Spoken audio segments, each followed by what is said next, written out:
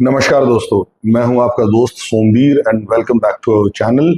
आज हम जो बात करने वाले हैं वो, अगर आप real estate, Haryana real estate या इंडस्ट्रियल डेवलपमेंट से जुड़े हैं तो यह वीडियो आपके लिए बहुत इंपॉर्टेंट होने वाली है।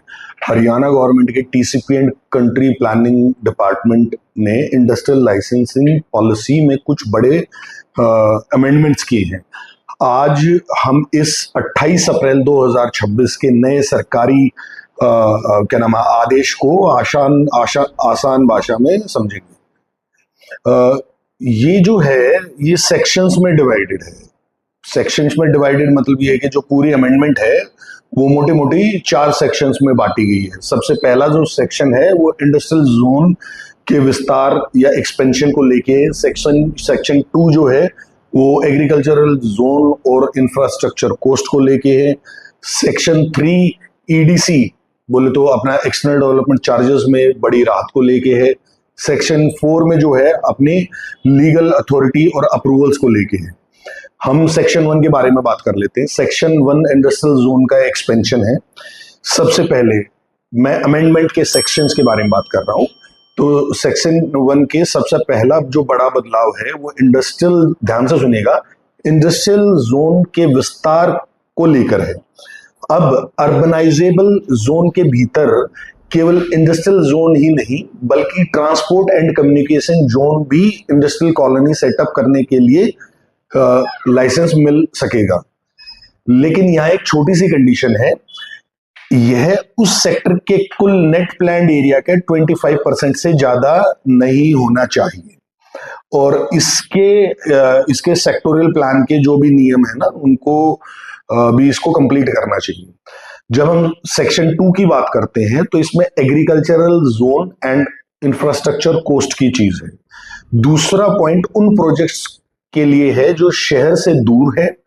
अगर आपका इंडस्ट्रियल लाइसेंस माने साइबर सिटी को छोड़कर किसी ऐसी एग्रीकल्चर जोन में है जो अर्बनाइजेबल लिमिट से 500 मीटर से ज्यादा दूर है, तो सरकार वहां इंफ्रास्ट्रक्चर फ्री में नहीं देगी। बिजली, सड़क या पानी जैसे इंफ्रास्ट्रक्चर को जो भी एक्चुअल कॉस्ट आएगी वह सीधे लाइसेंस धारक या फिर डेवलपर से ही चार्ज किया जाएगा। सेक्शन 3 की बात कर लेते हैं। ये है ईडीसी रिलेटेड। ईडीसी में बड़ी राहत मिली है इस चीज में। ईडीसी हमारा हो गया एक्सटर्नल डेवलपमेंट चार्जेस। अब बात करते हैं सबसे जरूरी पॉइंट की जो डेवलपर को बड़ी राहत दे रहा है। अगर आपका पुराना इंडस्ट्रियल लाइसेंस, ध्यान से सुनिएगा, इंडस्ट्रियल लाइसेंस जो पुराना आपका पहले एग्रीकल्चर जोन में था लेकिन अब वह इलाका अर्बनाइजेबल जोन या उसके 500 मीटर के दायरे में आ गया है, तो नए नियम इस प्रकार हैं। पहला तो नो ईडीसी।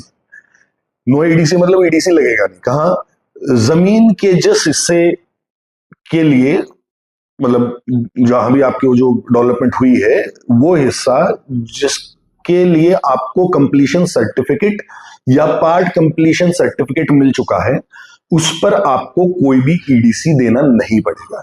ये एक बड़ी बचत है। दूसरा पार्ट है कि इसका जो बैलेंस पार्ट हुआ, मतलब या तो आपने पूरे पे कंप्लीशन सर्टिफिकेट आ चुका है या फिर आपका जो बचा हुआ पार्ट है जिसपे जो अभी yet to get your OC completion certificate CC आना बाकी है।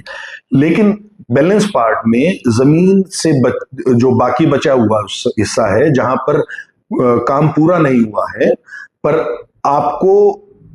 आपको अर्बनाइजेबल जोन के मौजूद रेट के हिसाब से एक्सटर्नल डेवलपमेंट चार्ज देना होगा।